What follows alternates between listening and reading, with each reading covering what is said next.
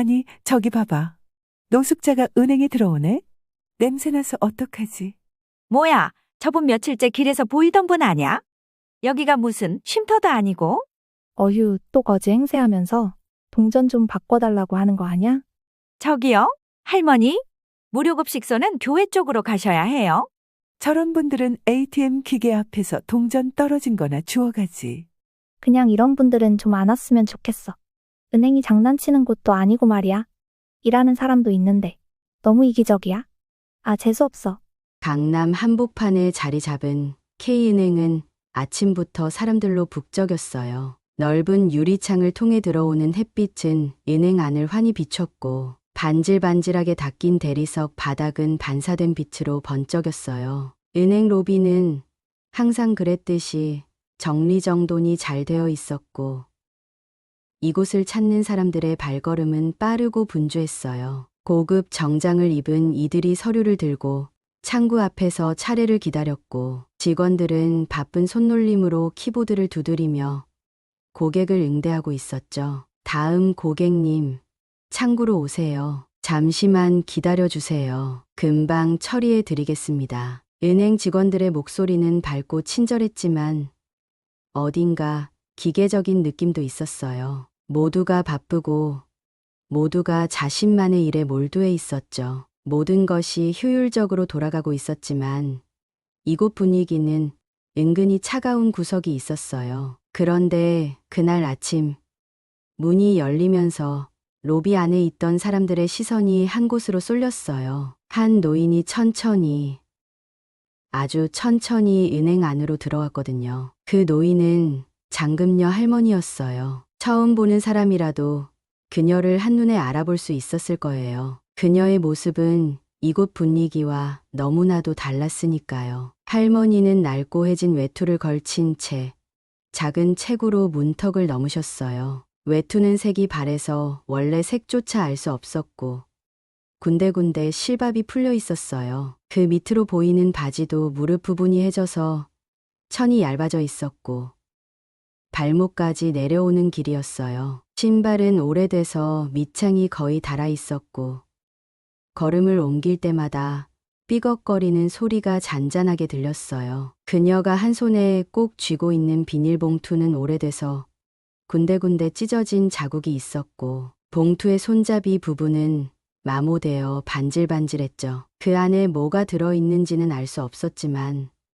할머니는 그것을 꼭 쥐고 있었어요. 마치 그 봉투가 그녀의 전부인 것처럼 보였어요. 할머니는 고개를 숙인 채 천천히 안으로 들어오셨는데 걸음걸이가 어딘가 불안정했어요. 한 걸음 한 걸음 내딛는 데에도 신중을 기하는 것처럼 보였고 발이 바닥을 스치는 소리가 유난히 크게 들렸어요. 그 모습이 어딘가 많이 지쳐 보였어요. 로비 안에 있던 사람들이 할머니를 힐끔거리며 쳐다봤어요. 저분 또 왔네. 지난번에도 봤잖아. 또 똑같은 얘기하려고 온 거겠지. 몇몇 사람들이 작은 목소리로 수군거렸어요. 사람들은 본능적으로 그녀와 거리를 두었어요. 할머니의 외모는 이곳의 깔끔하고 세련된 분위기와는 너무나 동떨어져 있었거든요. 그녀의 낡은 옷에서 풍기는 퀴퀴한 냄새 때문인지 몇몇은 슬며시 한 발짝 뒤로 물러섰어요. 할머니는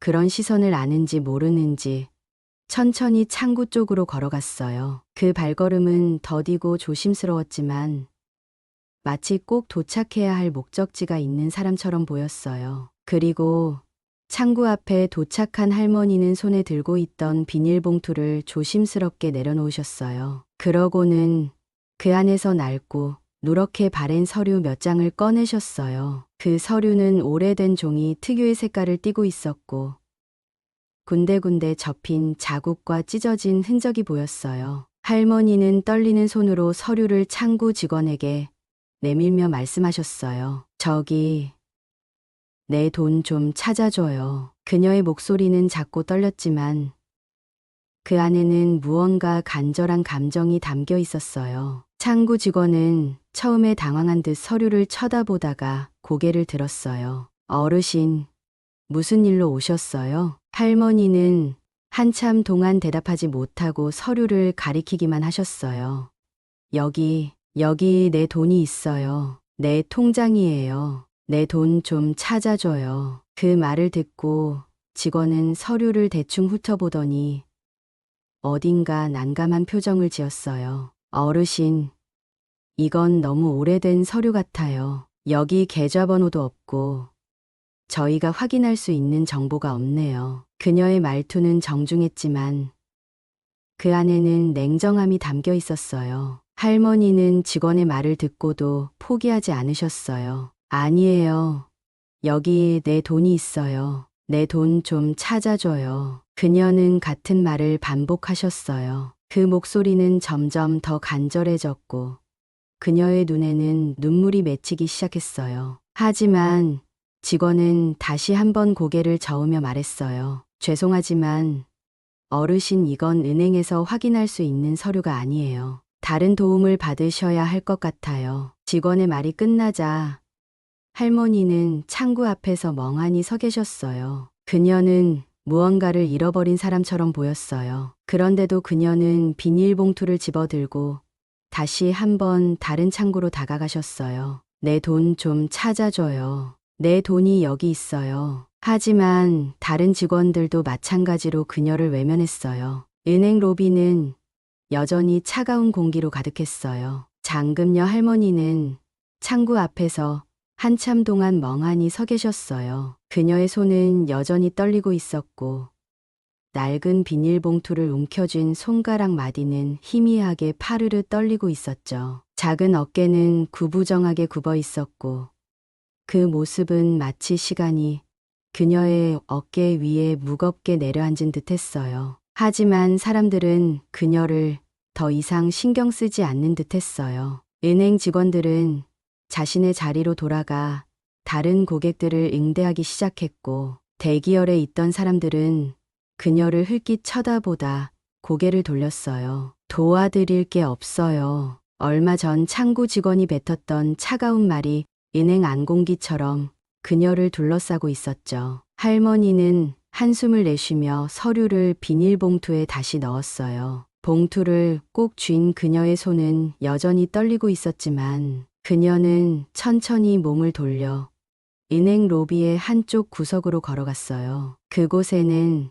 사람들이 잘 보지 않는 작은 의자가 있었거든요. 그녀는 그 자리에 조심스레 앉았어요. 그리고는 다시 비닐봉투를 열어 낡은 서류를 꺼냈어요. 그 서류는 누렇게 바랜 색깔을 띠고 있었고 군데군데 글씨가 희미해져 있었어요. 몇몇 부분은 접힌 자국이 깊어서 글씨가 아예 보이지 않을 정도였죠. 할머니는 그 서류를 손으로 쓸어내리며 한참 동안 바라보았어요. 그 눈빛에는 무언가 잃어버린 사람만이 가질 수 있는 간절함이 담겨 있었어요. 그녀는 작은 목소리로 혼잣말을 하기 시작했어요. 여기 분명히 내 돈이 있는 건데, 분명히 내 돈인데. 그 목소리는 작고 떨렸지만 어딘가 확신에 차 있었어요. 그녀는 서류를 들고 다시 읽으려고 했지만 떨리는 손 때문에 글씨를 제대로 읽을 수가 없었어요. 그때 창구 뒤쪽에서 이 모든 장면을 지켜보고 있던 사람이 있었어요. 젊은 직원 수진이었어요. 수진은 처음부터 할머니를 유심히 보고 있었어요. 처음에는 단순히 호기심에서였어요. 할머니의 낡은 옷차림과 비닐봉투, 그리고 그녀의 간절한 태도가 눈에 띌 수밖에 없었거든요. 하지만 시간이 지날수록 수진의 마음속에는 묘한 감정이 싹트기 시작했어요. 그건 연민이었어요. 그리고 알 수 없는 의문이었죠. 저 할머니는 대체 무슨 사연이 있는 걸까? 수진은 잠시 고민하다가 동료 직원에게 다가갔어요. 저 할머니, 무슨 일이신 거예요? 동료는 피곤한 얼굴로 고개를 저으며 대답했어요. 매주 와요. 똑같은 얘기만 반복하신다니까. 똑같은 얘기요? 자꾸 자기 돈 찾아달라고 하는데 서류도 엉망이고 계좌번호도 없고 그냥 노숙자신 것 같아. 동료는 할머니 쪽을 힐끗 쳐다보며 한숨을 내쉬었어요. 도와드리고 싶어도 도와줄 방법이 없어. 확인할 정보가 없거든. 수지는 동료의 말을 들으며 고개를 끄덕였지만 마음 한구석이 찜찜했어요. 노숙자라고? 그런데 왜 저렇게 간절할까? 수지는 할머니가 앉아있는 모습을 다시 바라보았어요. 그녀는 의자에 앉아서 여전히 서류를 손으로 쓸어내리고 있었어요. 수지는 잠시 망설이다가 자리에서 일어났어요. 그리고는 할머니에게 다가갔어요. 할머니, 안녕하세요. 혹시 제가 도와드릴 수 있을까요? 할머니는 깜짝 놀라 고개를 들었어요. 수지는 부드러운 미소를 지으며 그녀 앞에 쪼그려 앉았어요. 제가 할머니 서류를 한번 봐도 될까요? 할머니는 잠시 머뭇거리더니 떨리는 손으로 서류를 내밀었어요. 여기 내 돈이 있어요. 내가 이 은행에 맡겼던 돈이요. 수지는 서류를 받아들고 천천히 읽기 시작했어요. 그 서류는 오래된 예금 관련 문서였어요. 하지만 날짜가 너무 오래돼서 현재 은행 시스템에서는 확인할 수 없는 종류의 문서였죠. 수지는 문서를 유심히 살펴보다가 한 가지 사실을 발견했어요. 서류 하단에 분명히 K은행의 로고와 함께 과거에 존재했던 계좌번호가 적혀 있었던 흔적이 있었어요. 글씨가 희미해져서 정확히 읽을 수는 없었지만 이 문서는 분명히 진짜였어요. 이건 그냥 노숙자가 만든 가짜 문서가 아니야. 수지는 문서를 들고 잠시 생각에 잠겼어요. 할머니는 그런 수진의 표정을 바라보며 조용히 물었어요. 내 돈 찾을 수 있는 거죠?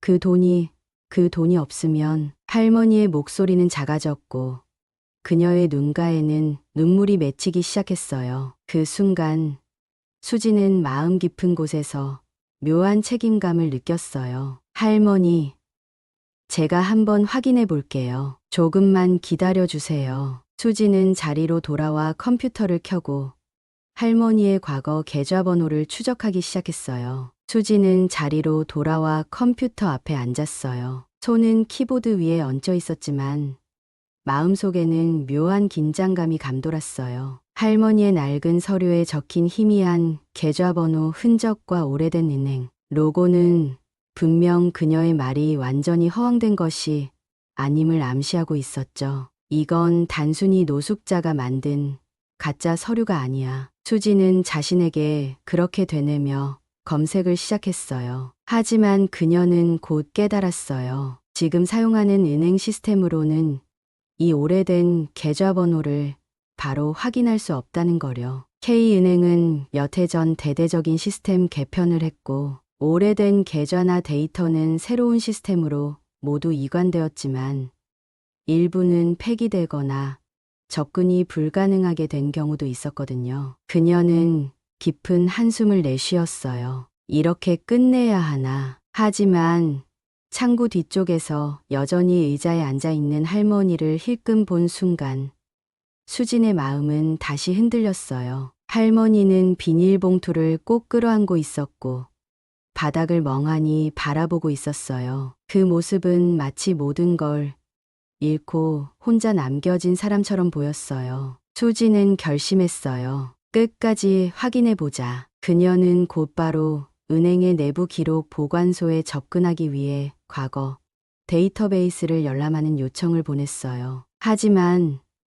접근 권한이 제한되어 있다는 메시지가 화면에 떴어요. 수지는 잠시 망설였어요. 이걸 강 대리님께 보고해야 하나? 은행 내부에서는 모든 복잡한 데이터 조회나 과거 기록 접근은 상사인 강민철 대리의 승인을 받아야 했어요. 하지만 수지는 강민철 대리가 할머니를 처음부터 무시하며 냉담하게 대했던 태도를 떠올렸어요. 괜한 트집 잡힐 수도 있겠다. 그녀는 혼잣말을 하며 다시 할머니의 서류를 들여다보았어요. 그때 문득 서류의 하단에 기재된 작은 글씨가 눈에 들어왔어요. 1988년 5월 K은행 강남 지점. 수지는 순간 머릿속에서 무언가 번쩍하는 느낌을 받았어요. 1988년 이건 오래된 지점 데이터에 있을지도 몰라. 그녀는 은행 내부 기록에서 과거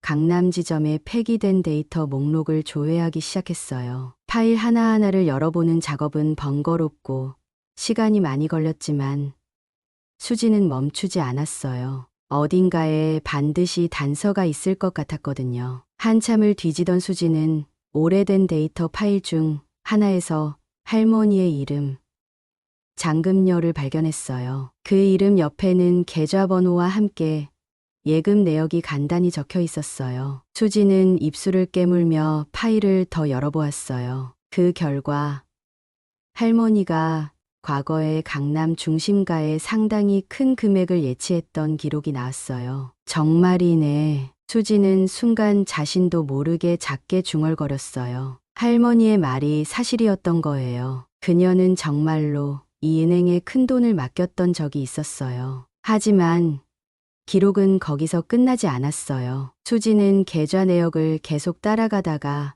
이상한 점을 발견했어요. 어느 순간부터 계좌에서 대규모로 돈이 빠져나간 기록이 있었거든요. 그날의 날짜는 2005년 6월. 그리고 그 이후로 계좌는 더 이상 사용되지 않았어요. 수지는 찝찝한 느낌에 추가 데이터를 더 조회해 보았어요. 그녀는 곧 깨달았어요. 2005년 당시 K은행 강남 지점에서 내부적으로 큰 사건이 있었다는 것을요. 이거 뭔가 수상한데 당시 강남 지점의 일부 직원들이 고객들의 계좌를 악용해 돈을 빼돌린 사건이 있었고 그로 인해 몇몇 직원들이 해고되었다는 기록이 남아 있었어요. 하지만 사건의 세부 내용은 비공개로 처리되었고 관련된 고객들의 이름은 모두 삭제되어 있었죠. 수지는 한숨을 내쉬며 뒤로 몸을 기댔어요. 이건 그냥 우연이 아닐 거야. 그녀는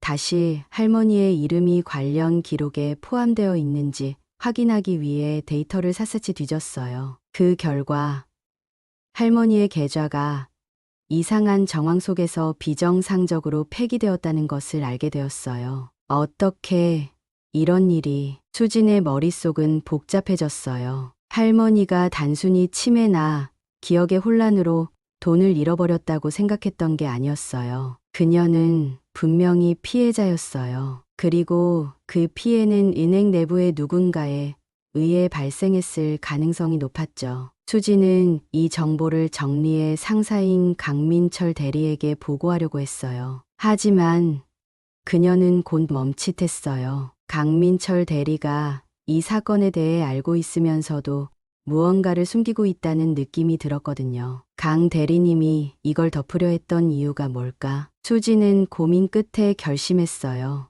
이건 누군가의 허락을 받을 문제가 아니라고요. 그녀는 할머니를 바라보며 조용히 속삭였어요. 제가 끝까지 확인해 볼게요. 꼭 진실을 밝혀드릴게요. 수진의 마음속에 작은 불길이 타오르기 시작했어요. 수진은 컴퓨터 화면을 바라보며 깊은 한숨을 내쉬었어요. 할머니의 계좌에서 대규모로 돈이 빠져나간 기록, 그리고 강남 지점에서 벌어졌던 부정사건, 이 모든 것이 단순한 우연일 리 없었어요. 하지만 문제는 기록만으로는 이 모든 일을 완전히 밝혀낼 수 없다는 거였어요. 수지는 할머니의 서류를 다시 들여다보았어요. 서류에는 낡은 글씨로 적힌 이름과 주소가 있었지만 그 주소는 현재와는 맞지 않는 오래된 기록이었어요. 이걸로는 부족해. 수지는 컴퓨터에 다시 앉아 할머니와 관련된 추가 정보를 찾기 시작했어요. K은행의 고객 정보 시스템에는 장금녀라는 이름이 등록되어 있지 않았지만 그녀의 예전 기록이 남아있는 데이터 파일에서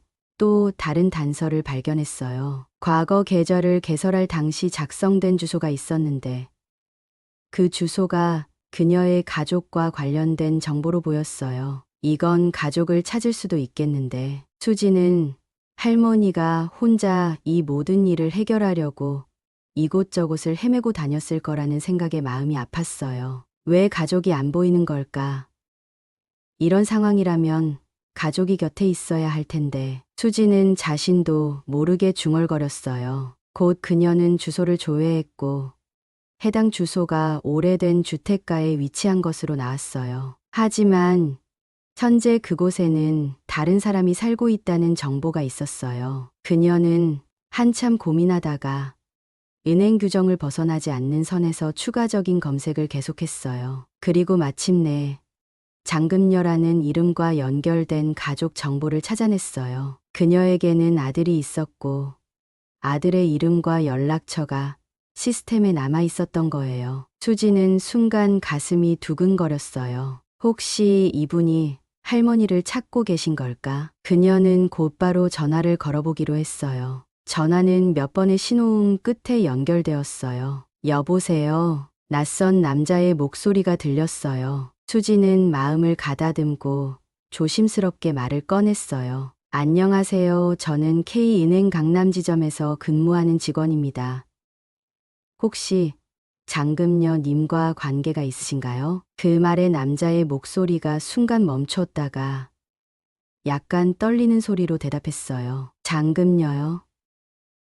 제 어머니 이름입니다. 무슨 일이신가요? 수지는 그 말에 안도하며 할머니의 상황에 대해 간략히 설명했어요. 할머니가 은행을 자주 찾아오시는 이유, 오래된 계좌와 관련된 문제, 그리고 그녀가 현재 혼자라고 보이는 상황까지요. 전화를 받은 남자는 한참 동안 아무 말도 하지 않았어요. 수지는 조용히 기다렸어요. 그리고 마침내 남자가 낮게 한숨을 쉬며 입을 열었어요. 어머니가 아직 은행을 찾고 계셨다고요? 그 목소리에는 놀라움과 슬픔이 섞여 있었어요. 어머니는 몇 년 전에 집을 나가셨어요. 치매 초기 진단을 받으시고서요. 그 이후로 연락이 끊겼습니다. 수지는 그 말을 듣고 놀랐어요. 이번에는 자신이 잠시 말을 잇지 못했죠. 치매 진단을 받으셨다고요?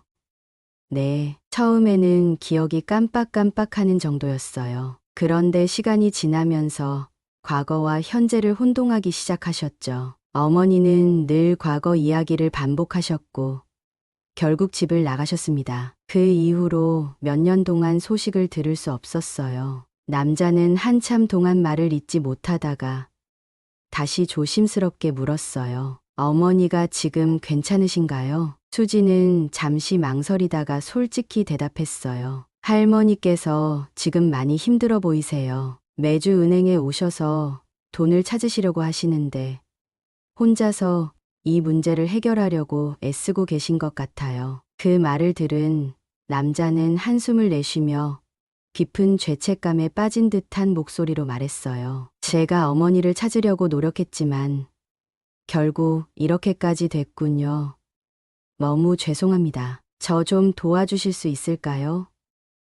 어머니를 만나고 싶습니다. 수지는 고개를 끄덕이며 대답했어요. 물론이에요. 할머니를 꼭 만나게 해드릴게요. 그날 오후 수지는 할머니가 앉아있는 의자 앞으로 다가갔어요. 할머니, 제가 할머니의 아드님을 찾았어요. 그 말을 들은 할머니는 잠시 멍하니 그녀를 쳐다보았어요. 내 아들을 찾았다고? 할머니의 목소리는 떨리고 있었어요. 그녀의 눈은 희미하게 흔들렸고 어딘가 불안한 표정이었죠. 네, 할머니, 아드님께서 할머니를 만나 뵙고 싶어 하세요. 할머니는 한참 동안 아무 말도 하지 않았어요. 그녀는 손에 들고 있던 비닐봉투를 꼭 쥔 채 작은 목소리로 중얼거렸어요. 내 아들 정말 나를 기억하고 있을까? 그 목소리에는 슬픔과 간절함이 뒤섞여 있었어요. 수지는 조심스럽게 그녀의 손 위에 자신의 손을 얹으며 말했어요. 할머니,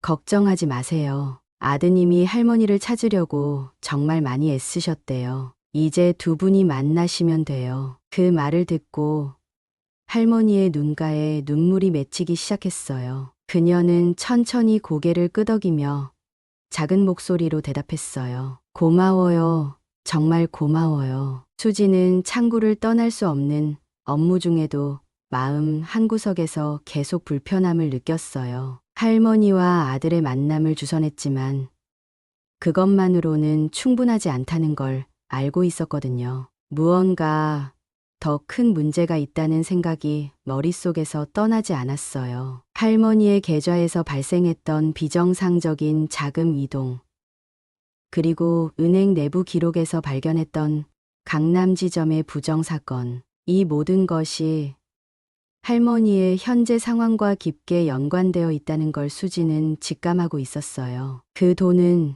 정말 어디로 간 걸까? 수지는 창구 업무를 처리하면서도 머릿속으로 계속 사건을 되짚어보고 있었어요. 그날 오후 업무가 끝난 뒤 수지는 자신의 자리로 돌아와 컴퓨터를 켰어요. 그리고 다시 한번 할머니의 계좌 기록과 강남 지점 내부 사건에 대한 데이터를 조회하기 시작했어요. 수지는 이미 몇 가지 단서를 잡았지만 그 단서들이 서로 어떻게 연결되는지 확신할 수 없었어요. 하지만 그녀는 포기하지 않았어요. 수지는 은행 내부 기록 보관소에 접근할 방법을 고민했어요. 강남 지점의 부정 사건 기록은 제한된 접근, 권한이 필요한 민감한 데이터였죠. 이걸 강 대리님께 다시 부탁해야 하나? 수지는 잠시 망설였어요. 하지만 곧 강민철 대리가 항상 할머니의 문제를 회피하려 했던 태도가 떠올랐어요. 그는 할머니를 처음부터 단순히 문제 고객으로만 취급했었고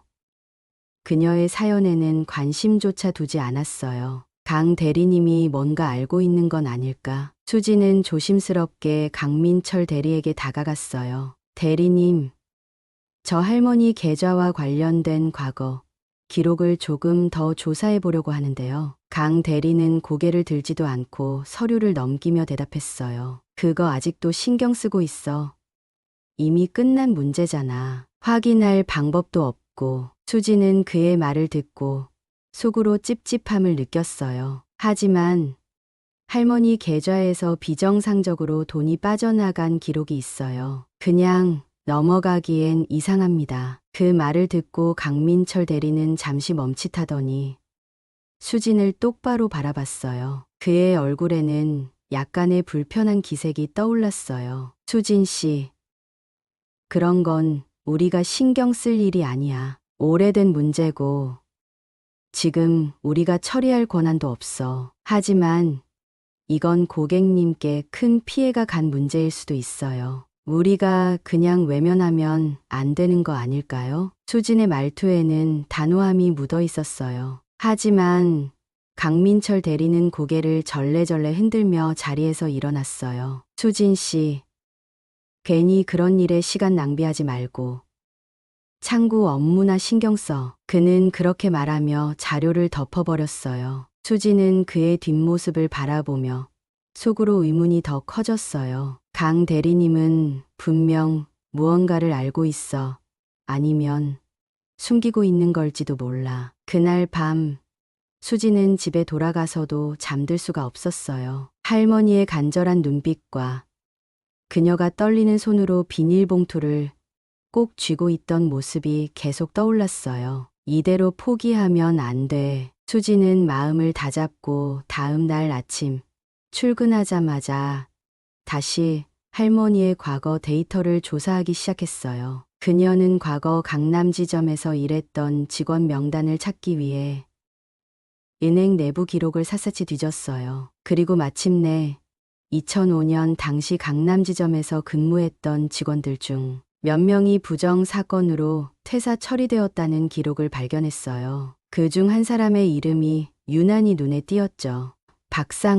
박상호라는 직원은 할머니의 계좌를 직접 관리했던 담당 직원이었어요. 그리고 그는 사건 이후로 갑작스럽게 퇴사했으며 이후 다른 은행으로 이직했던 기록이 있었어요. 이 사람이 열쇠일지도 몰라. 수지는 박상호의 현재 근무지를 확인했고 그가 현재 서울 외곽의 작은 은행에서 일하고 있다는 정보를 찾았어요. 수지는 점심시간을 이용해 박상호를 만나기 위해 직접 그곳으로 향했어요. 작고 오래된 은행에 도착하자 그녀는 직원들 사이에서 박상호의 얼굴을 어렵지 않게 알아볼 수 있었어요. 그는 중년의 남자였고 어딘가 초조한 표정으로 고객을 응대하고 있었어요. 수지는 그가 잠시 쉬는 틈을 타서 다가갔어요. 안녕하세요, 박상호 씨 맞으신가요? 그는 낯선 얼굴의 수진을 보며 의아한 표정을 지었어요. 네. 그런데요. 누구시죠? 저는 K은행 강남지점에서 온 수진이라고 합니다. 오래된 고객 계좌와 관련해 여쭤볼 게 있어서요. 박상호의 얼굴이 순간 굳어졌어요. 무슨 말씀이신지 잘 모르겠네요. 그는 서둘러 대답하며 자리를 뜨려 했어요. 하지만 수진은 놓치지 않았어요. 장금년임을 기억하시죠? 2005년에 강남지점에서 담당하셨던 고객이요. 그분의 계좌에서 이상한 자금 이동이 있었던 기록을 확인했습니다. 그 말에 박상호의 얼굴이 새하얗게 질렸어요. 그건 오래된 일이고 저랑은 관련이 없습니다. 정말 아무 관련이 없으신가요?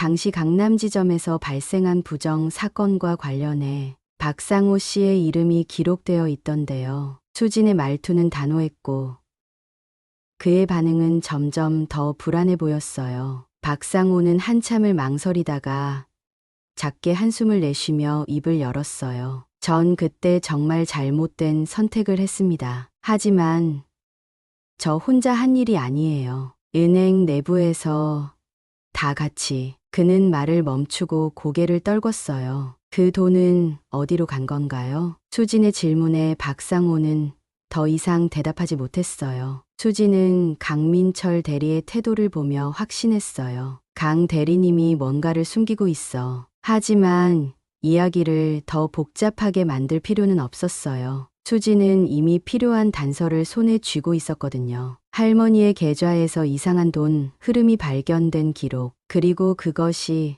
은행 내부에서 발생한 부정 사건과 연결되어 있다는 정황, 그리고 박상호가 남긴 결정적인 말, 저 혼자 한 일이 아니에요. 이 모든 퍼즐 조각은 이미 충분히 의미를 갖고 있었어요. 수진은 더 이상 망설일 필요가 없다고 결심했어요. 이제 진실을 직접 밝히자. 그날 오후 수진은 강 대리의 방으로 직접 들어갔어요. 강 대리는 갑작스러운 방문에 약간 당황한 표정을 지었지만 이내 평정을 되찾으며 말했어요. 수진 씨, 무슨 일이야? 바쁜데. 수진은 그의 책상 앞에 서서 단호한 목소리로 말했어요. 대리님, 할머니의 계좌와 관련해서 제가 알아낸 걸 말씀드리려고 왔습니다. 강 대리는 그녀의 말을 듣고 눈썹을 살짝 찌푸렸어요. 아직도 그 문제에 매달리고 있는 거야?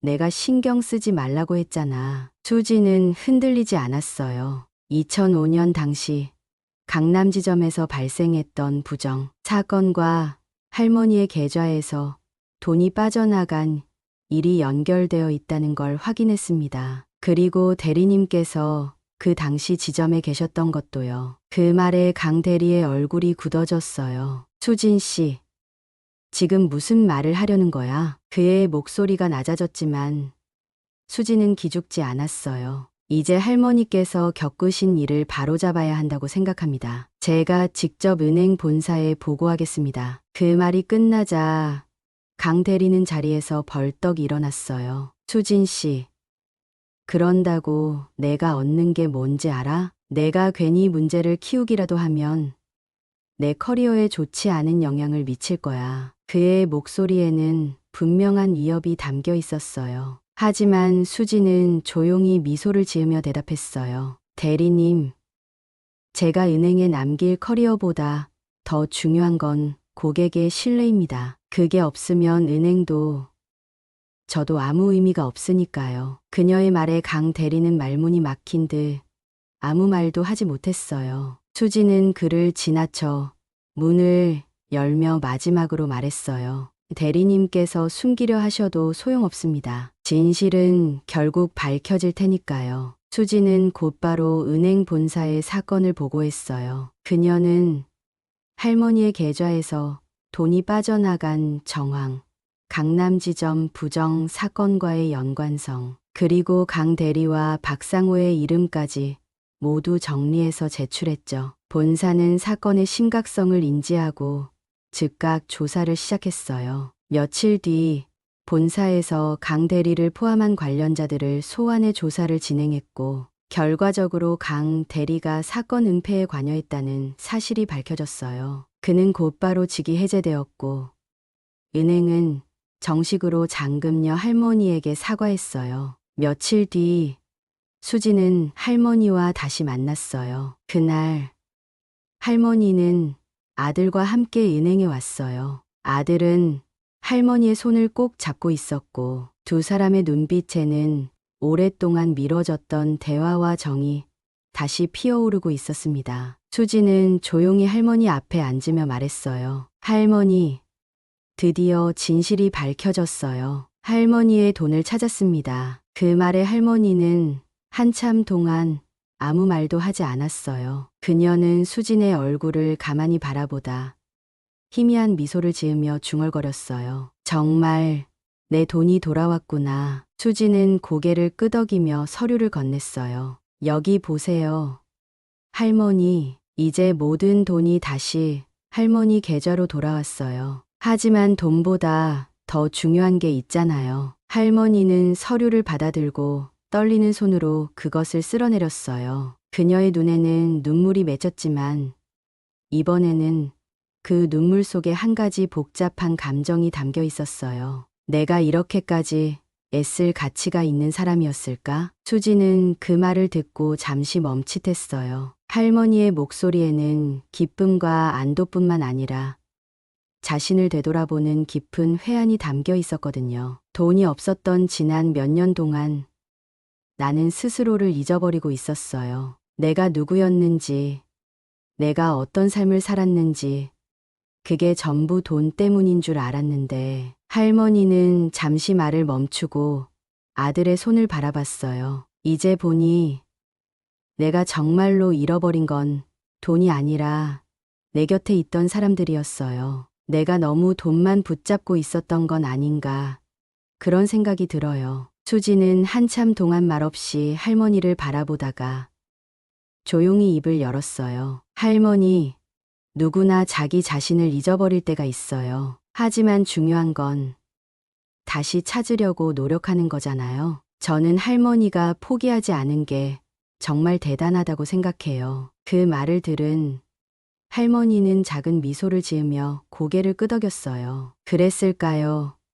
정말로 내가 그렇게 대단한 사람이었을까요? 수지는 담담하게 대답했어요. 대단한 게 중요한 게 아니라 그 순간 할머니가 멈추지 않으셨다는 게 중요해요. 그리고 이제 할머니 곁에는 아드님도 계시잖아요. 돈보다 더 소중한 걸 되찾으셨으니까요. 할머니는 천천히 고개를 끄덕이며 서류를 가방에 넣었어요. 그래요, 이제는 돈보다 더 중요한 걸 지켜야겠네요. 그날 수지는 할머니와 아들이 은행을 떠나는 모습을 바라보며 깊은 생각에 잠겼어요. 돈은 분명 사람에게 중요한 것이지만 그것이 인간의 모든 것을 대변하지는 않는다는 걸 깨달았어요. 할머니는 돈을 잃어버리는 과정에서 자신을 잃었고 돈을 되찾는 과정에서 자신을 되찾았어요. 수지는 창구로 돌아가며 조용히 중얼거렸어요. 돈은 잃더라도 다시 찾을 수 있지만 사람은 한 번 잃으면 다시 찾기가 어렵지. 그녀는 할머니가 자신에게 보여줬던 치열함과 간절함, 그리고 그 뒤에 숨겨져 있던 외로움을 떠올렸어요. 어쩌면 사람들은 모두 인생에서 무언가를 잃어버린 상태로 살아가고 있는지도 몰랐어요. 그 잃어버린 것들이 돈일 수도 있고, 관계일 수도 있고, 자기 자신일 수도 있었죠. 하지만 잃어버린 것을 찾으려 애쓰는 과정이야말로 인간을 인간답게 만드는 것이 아닐까. 수지는 창밖을 보며 조용히 미소 지었어요. 그래, 이런 순간들이야말로 내가 이 일을 하는 이유지. 그날 밤 수지는 집으로 돌아가는 길에 자신도 모르게 중얼거렸어요. 돈은 가끔 삶을 복잡하게 만들지만 사람의 진심은 아주 단순한 거였구나. 그녀는 고개를 들어 밤하늘을 잠시 바라보며 걸음을 옮겼어요. 그리고 마음속으로 다짐했어요. 언제나 누군가 잊어버린 것을 다시 찾아주는 사람이 되어야겠다고.